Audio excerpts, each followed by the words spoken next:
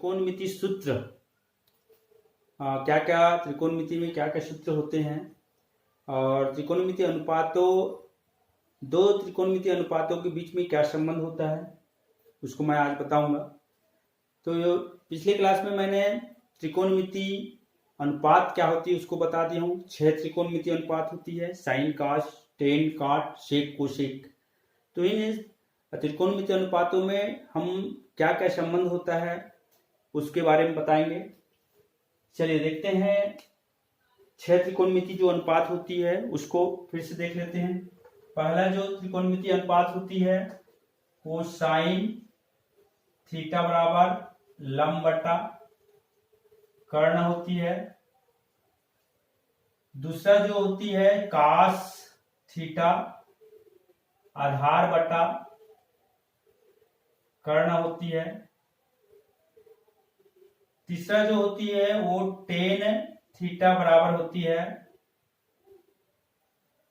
लंब बटा आधार। और चौथा जो त्रिकोणमिति अनुपात होती है वो काट थीटा होती है आधार बटा लंब। और पांचवा जो होती है सेक थीटा, ये होती है कर्ण बटा आधार। और जो छठवा जो होती है वो कोसेक थीटा, ये होती है कर्ण बटा लंब। तो 6 त्रिकोणमिति अनुपात हम पढ़ चुके हैं। इसको याद करने का फार्मूला बता दिया हूं, लाल बटा कप का। अब चलिए देखते हैं दो त्रिकोणमिति अनुपात में क्या संबंध होता है।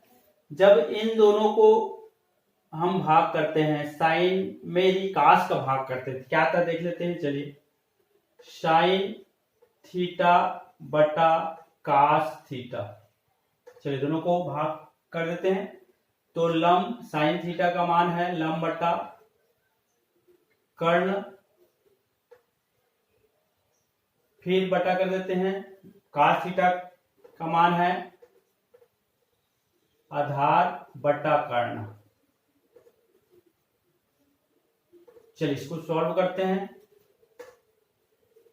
लंब बटा कर्ण, जब इसको ऊपर ले जाते हैं तो इसके साथ इसके जो व्युत्क्रम है उल्टा है उससे गुना हो जाता है।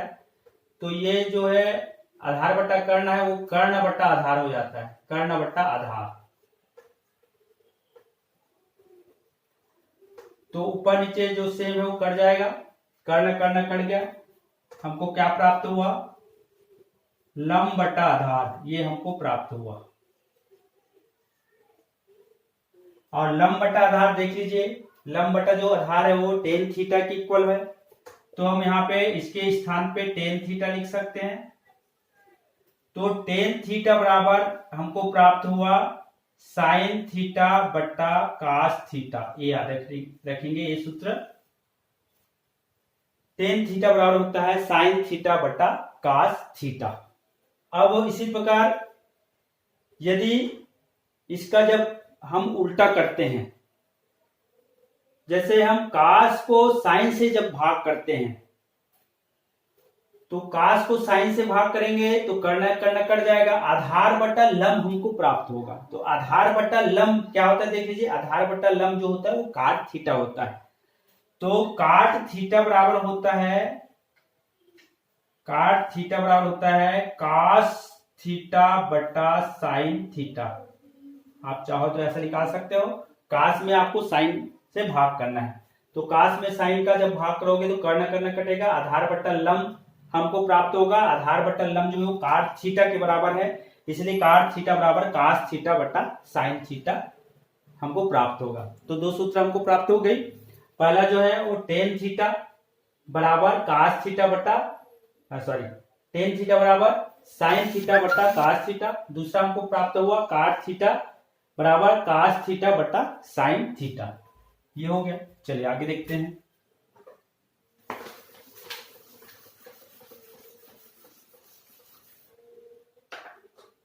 अब साइन थीटा और कास थीटा को जब हम गुना करते हैं तब क्या प्राप्त होगा, या फिर हम जब साइन और कोसेक को जब गुना करते हैं तब क्या प्राप्त होगा। साइन थीटा गुणित कोसेक थीटा। चलिए साइन थीटा बराबर होता है लंब बटा कर्ण गुणित कोसेक थीटा बराबर होता है कर्ण बटा लंब, कर्ण बटा लंब। चलिए सेम सेम वो कट जाएगा, गुना है तो ये कर्ण कर्ण कटा, लंब लंब कटा, कुछ नहीं बचा, मतलब यहाँ पे एक बचा। तो साइन थीटा गुणित कोसेक थीटा बराबर एक होता है, ये याद रखेंगे। आपको रटने की जरूरत नहीं है, आप यहां से आप देख सकते हैं। साइन और कोसेक का जब हम गुना करते हैं तो साइन थीटा बराबर लंब बटा कर्ण है और कोसेक थीटा बराबर कर्ण बटा लंब है। तो दोनों एक दूसरे के उल्टा है। साइन थीटा जो है वो कोसेक थीटा का उल्टा होता है, लंब बटा कर्ण, कर्ण बटा लंब। तो जब उल्टा का जब हम गुना करते हैं तो उनका जो गुणनफल है एक के बराबर होता है। जैसे 2/3 का गुना इसके उल्टे के साथ करते हैं, अर्थात 3/2 के साथ करते हैं, तो क्या आता है देख लीजिए। ये 2 और 2 कटा, 3 और 3 कटा, यहाँ पे 1 आया।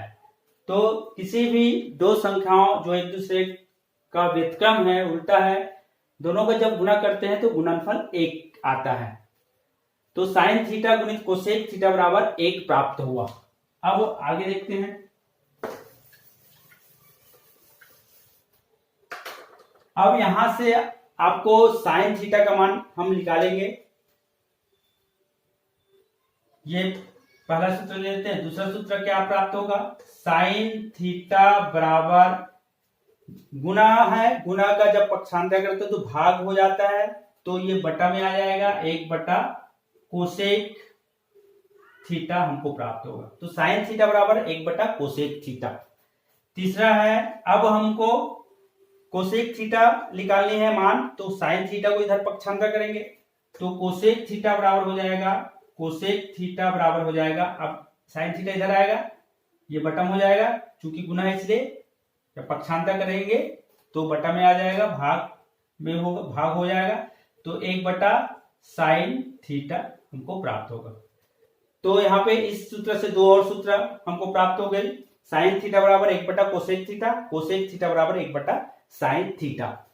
चलिए अब और आगे देखते हैं, और कौन कौन सा उल्टा होता है उसको देख लेते हैं। ये उल्टा हुआ इसका, साइन और कोसेक जो एक दूसरे के उल्टा है। अब यहां पे देखते हैं कास और सेक, कास और सेक का देखते हैं। ये जो है एक दूसरे के उल्टा है, देख लीजिए। कास थीटा बराबर आधार बटा कर्ण, सेक थीटा बराबर कर्ण बटा आधार। जब दोनों का हम गुना करेंगे तो गुणनफल 1 के इक्वल आएगा। यहाँ पे लंब की जगह आधार हो जाएगा, आधार कट गया, कर्ण कर्ण कट गया, यहाँ पे 1 आया। तो चौथा सूत्र जो प्राप्त होगा हमको, कास थीटा का जब हम इसके उल्टे के साथ अर्थात सेक थीटा के साथ हम गुना करते हैं तो 1 प्राप्त होती है। तो एक नया सूत्र आपको प्राप्त हुआ, आपको रटने की जरूरत नहीं है, केवल ये याद रखना। चलिए अब जैसे साइन थीटा और कोसेक थीटा हम मान निकाले हैं, ऐसे यहां से आप कास थीटा और सेक थीटा का मान आसानी से निकाल सकते हैं। तो कास थीटा बराबर हो जाएगा, कास थीटा बराबर 1 बटा सेक थीटा हमको प्राप्त होगा। छठवां जो सूत्र होगा, अब सेक थीटा का निकाल लेते हैं। सेक थीटा बराबर 1 बटा कास थीटा हमको प्राप्त होगा। ये आगे चलिए देखते हैं सातवां सूत्र। अब कौन कौन सा बचा है, टेन और काट बचा है। ये दोनों जो है एक दूसरे का उल्टा होगा, टेन थीटा और काट थीटा। टेन थीटा बराबर लंब बटा आधार हो रहा है और काट थीटा बराबर आधार बटा लंब हो रहा है। तो इन दोनों का जब गुना करेंगे टेन थीटा इंटू काट थीटा बराबर 1 प्राप्त होगा। चलिए 8वां सूत्र हम निकालते हैं। टेन थीटा बराबर हो जाएगा 1 बटा काट थीटा। 9वां सूत्र निकालते हैं। काट थीटा बराबर हो जाएगा 1 बटा टेन थीटा। इस प्रकार हम 9 सूत्र निकाले हैं और 9 और 2 और टेन और काट जो है, टेन और काट का 2 सूत्र होता है। एक तो होता है, चलिए इसी के आगे लिख लेते हैं यहाँ पे, ये 10वां टेन का और एक सूत्र होता है। एक तो होता है 1 बटा काट थीटा, दूसरा होता है अभी निकाले हैं साइन थीटा बटा कास थीटा। और 11वां जो सूत्र होगा काट थीटा बराबर कास थीटा बटा साइन थीटा। ये टोटल 11 सूत्र आज पढ़े हैं। तो हम आसानी से इन सूत्रों को याद कर सकते हैं। सबसे पहले देख लीजिए फिर से, साइन और कोसेक जो दोनों एक दूसरे के उल्टा है। कौन कौन एक दूसरे के उल्टा उसको ध्यान देंगे। साइन और कोसेक एक दूसरे के उल्टा है और टेन और काट एक दूसरे के उल्टा है। कास और सेक जो है एक दूसरे के उल्टा है। जब एक दूसरे के उल्टे का हम दोनों का जब गुणा करते हैं तो उनका जो गुणनफल 1 के इक्वल आता है। और साइन थीटा यहां से आप निकालेंगे साइन थीटा, तो हम कोसेक थीटा को आसानी से पक्षांतर कर सकते हैं।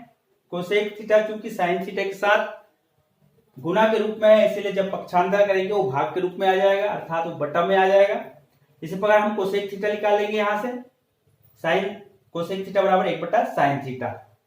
अब अगला है कास और जो सेक है एक दूसरे को उल्टा होता है, तो इन दोनों का गुणनफल 1 के इक्वल होगा। कास थीटा गुणित सेक थीटा बराबर 1, कास थीटा बराबर 1 बटा सेक थीटा हो जाएगा। इस प्रकार सेक थीटा बराबर 1 बटा कास थीटा होगा। अब टेन और जो काट है एक दूसरे का उल्टा है, तो इन दोनों का गुणनफल 1 के इक्वल होगा। टेन थीटा इंटू काट थीटा बराबर 1। और इसी प्रकार हम टेन थीटा यहां से निकाल सकते हैं। टेन थीटा यहाँ पे इंटू का चिन्ह है, ये टेन थीटा इक्वल टू 1 बटा काट थीटा हो जाएगा। काट थीटा बराबर 1 बटा टेन थीटा हो जाएगा। और टेन का और सूत्र होता है टेन थीटा बराबर साइन थीटा बटा कास थीटा और काट थीटा बराबर कास थीटा बटा साइन थीटा होता है। तो इस प्रकार हम त्रिकोणमिति सूत्र आज पढ़े हैं। आगे की क्लास में मैं त्रिकोणमिति सर्वसमीकरणाएं क्या होती है उसको मैं बताऊंगा। आज की क्लास में बस इतना। बहुत बहुत धन्यवाद।